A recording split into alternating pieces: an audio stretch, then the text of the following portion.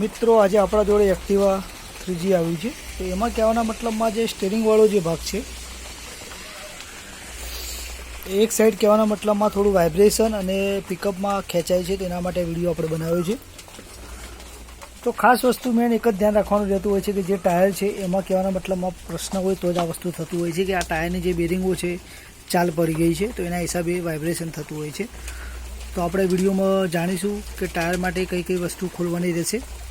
તો સૌથી પહેલાં બંને પિયોર કવર ખોલી લેશું, ત્યાં ડિસમિસથી ખોલવાનું રહેશે।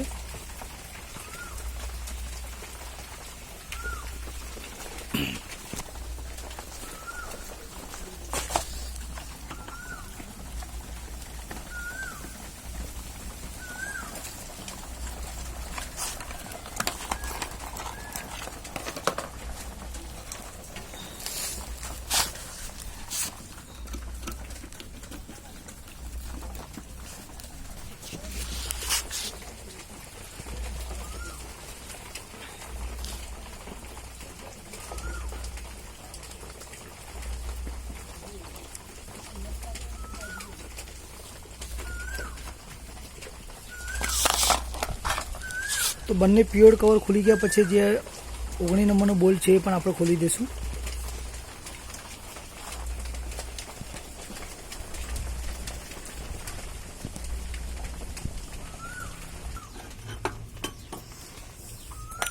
તો 19 નંબરની નટ બહાર કાઢ્યા પછી જે ટાયર છે આપણે બહાર કાઢવાનું રહેશે।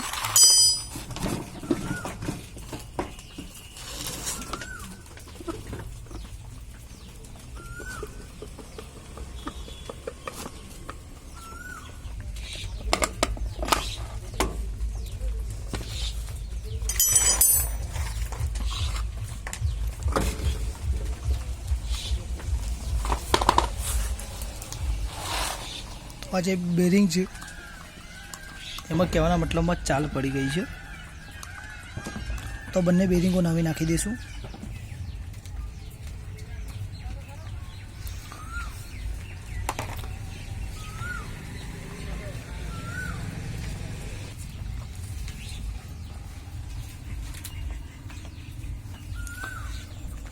તો મિત્રો આ સાઈડની જે બેરિંગ છે બહાર નીકળી ગયા પછી જે પાછળની જે બેરિંગ છે પાછળનો ભાગ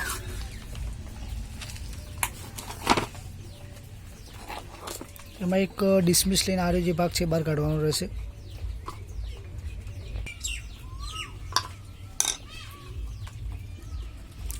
તો આ જે છે લબ્બરનું એક પેકિંગ છે। મિત્રો ખાસ ધ્યાન રાખવાનું રહેશે કે જે આ બાજની જે બેરિંગ છે કહેવાના મતલબમાં ટાયર પેલી સાઈડ ઊંધું કરવાનું રહેશે।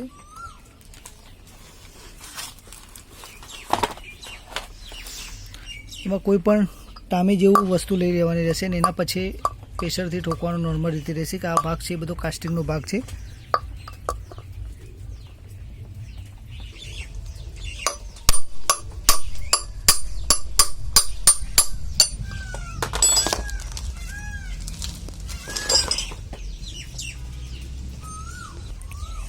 તો આમાં ખાસ એક વસ્તુ ધ્યાન રાખવાની રહેશે કે 6201 બેરિંગ આવશે। મિત્રો ખાસ ધ્યાન રાખજો।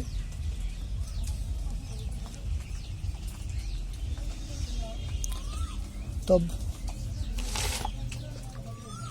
પહેલાં જે છે આ બેરિંગ લગાવી દઈશું।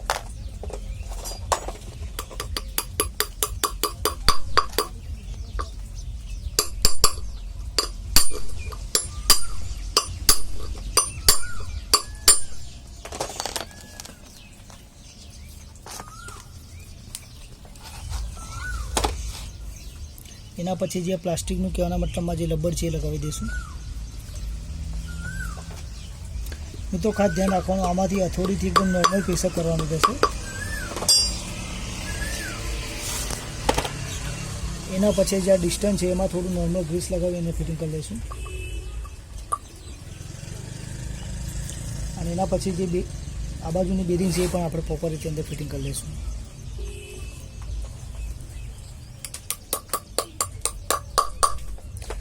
તો મિત્રો આ વિડીયોમાં આટલી પ્રોસેસ છે, અને એવું કાંઈ પણ વસ્તુ લાગે તો કમેન્ટ બોક્સમાં જણાવો।